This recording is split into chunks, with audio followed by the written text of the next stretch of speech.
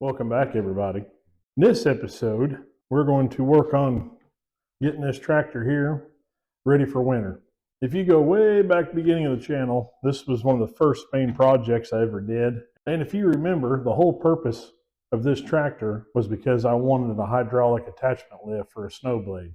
Last winter, I had an old 3088 with the manual attachment lift. It worked fine, but you know, I'm spoiled. I want something hydraulic. So I've got a 48-inch snow blade, dozer blade we're going to be putting on this. I'm going to have to fabricate up a lift link bar. The plow did not come with one.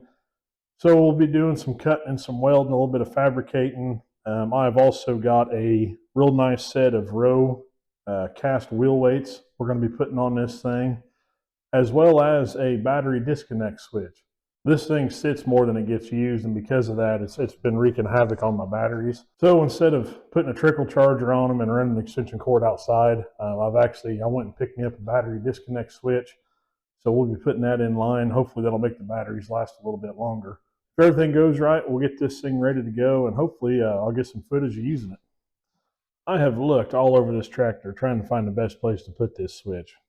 It'd be kind of nice to use one of these holes in this dash panel that's already there, but there's just not enough room behind this dash for these lugs and for me to run the battery wires. But Wheelhorse conveniently put an offset in this battery tray, so I think we're actually going to have just enough room for this switch to sit right in about in this vicinity. It's going to clear the hood, plenty of room on the back. I'll be able to run the wires up to it. I went ahead and cut me a little template off camera so we can try to get this thing centered up as best as possible. It's kind of a funky shaped switch. It's not perfectly square on the back. It's got some rounded edges. I'm just going to cut the hole a little bit bigger than it needs to be. That'll also give me a little bit of wiggle room to make sure it's centered.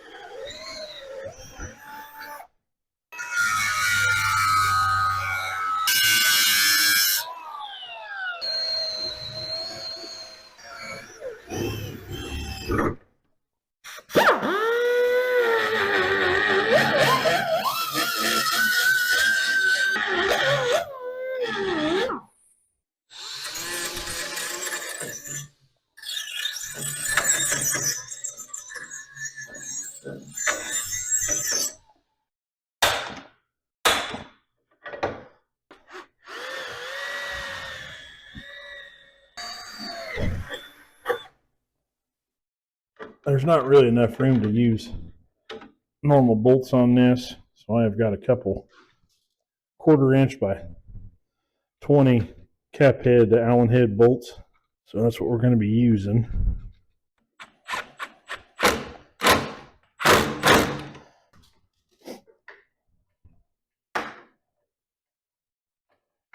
All right, let's get it wired up. Now, unfortunately, this factory eyelet is not the proper diameter, so we're going to crimp one on that's a little bit bigger.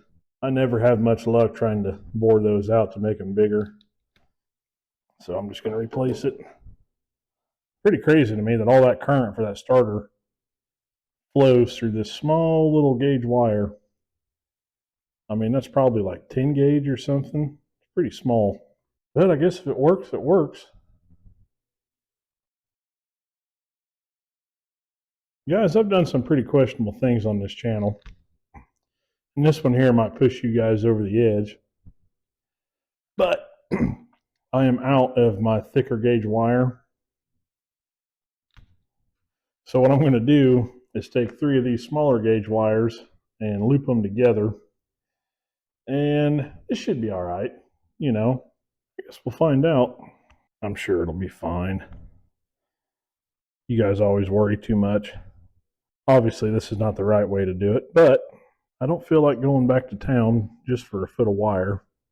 So we're going to do this. It looks fine to me. All right, let's put the battery back in this thing and hook this up.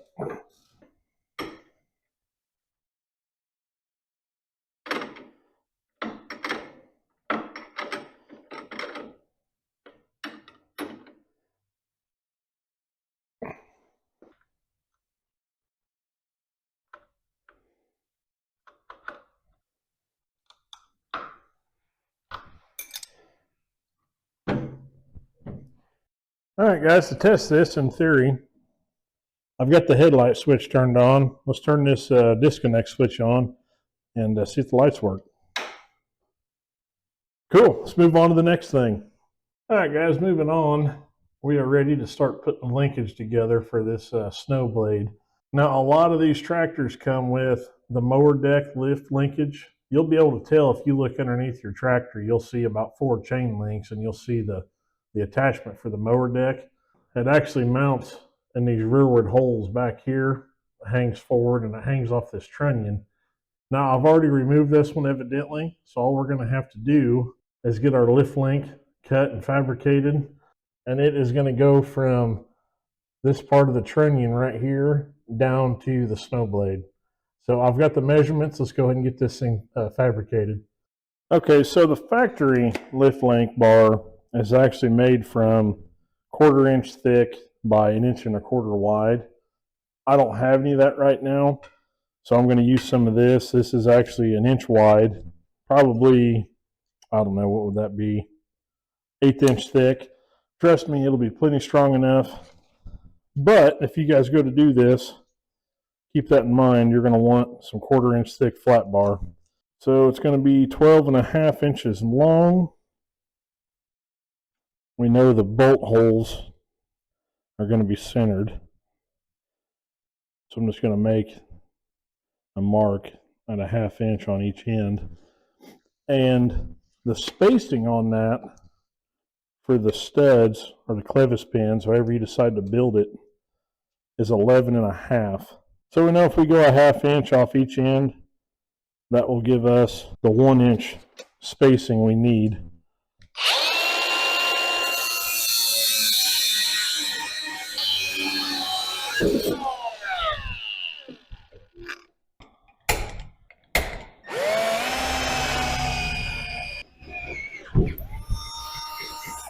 All right, now that we got that part done, we need to go ahead and get our actual attachment pins installed. So the right way to do it would be to go to your hardware store, get you some 3/8 diameter cotter pins, drop those in, weld them. Or alternatively, if you don't have the cotter pins, but you've got access to some 3/8 bolts, these work just the same. You'll weld those on all the same. The only difference is you'll have to grind you a flat spot, drill you a hole to put a cotter pin through. So clevis pin, 3/8 bolt, whichever way you decide to do. I am going to go ahead and use these clevis pins because I actually have them, surprisingly.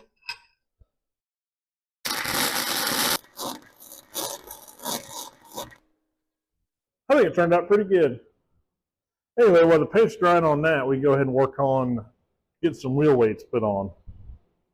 Now, if you go way back in the channel, I brought home a Lawn Chief garden tractor. We did a wheel at start on. I mostly bought it for these wheel weights. These have been sitting in my garage ever since. I'm tired of tripping over them, and I'm ready to put them on a tractor.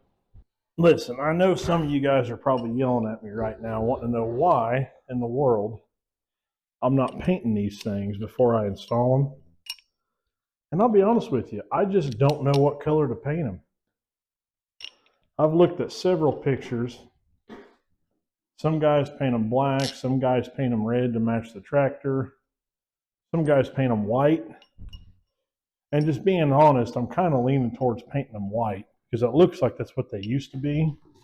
But you guys put down in the comments what color you think I should paint them. The next time I have this thing apart, I will definitely do so.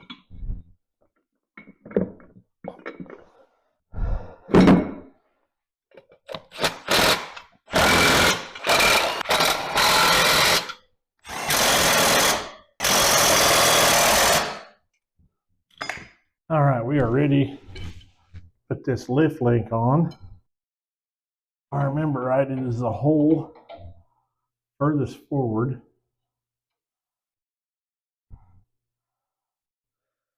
That's all there is to it, guys. Well, we are ready to go ahead and put the axle bracket on. I'm sure you guys have watched me take these on and off before. There's really not much to it. I always get one side started before I swing the other side over. Once you get it on there, then you just need to center it.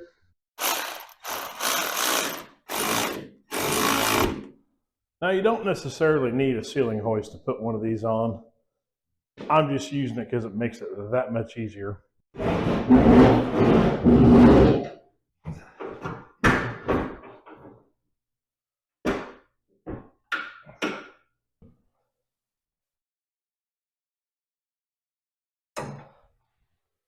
Well, we got the blade pretty much attached to the tractor now. I did notice there is an issue, and this was like this when I brought this blade home. They've actually got this angle adjustment arm flipped around backwards. You can see down here there's an interference. You're supposed to be able to pull this lever and swing that blade either left or right. We got to flip this around real quick.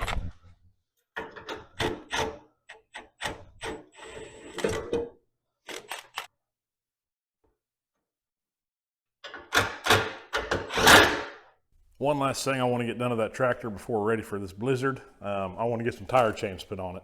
Now, I have pushed snow in the past without tire chains and had no issues. It just doesn't hurt to have them just in case. So I went down to the local Tractor Supply. They actually had these on the shelf. This is a Peerless brand, and they fit different sizes. I'm actually needing a set for the 23 950 by 12 inch tires. So off the shelf, they're kind of expensive. I think these were like 70 bucks. And unfortunately, they're the 4-link spacing, not the 2-link. But I'm impatient and didn't feel like waiting for shipping, so this is what I got. On top of the tire chains, we have also got some of these spring tensioners, and I'll show you guys what these do when we get them put on.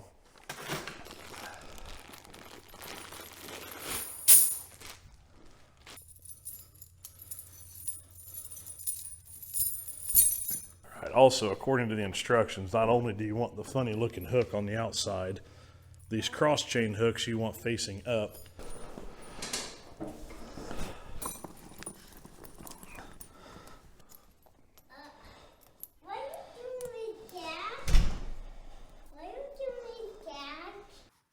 Well, I got a little work done off camera. We got some tire chains put on, and we got the chain tensioners put on. Got a fresh battery in it. I got it parked inside, and I'm ready for the snow tomorrow.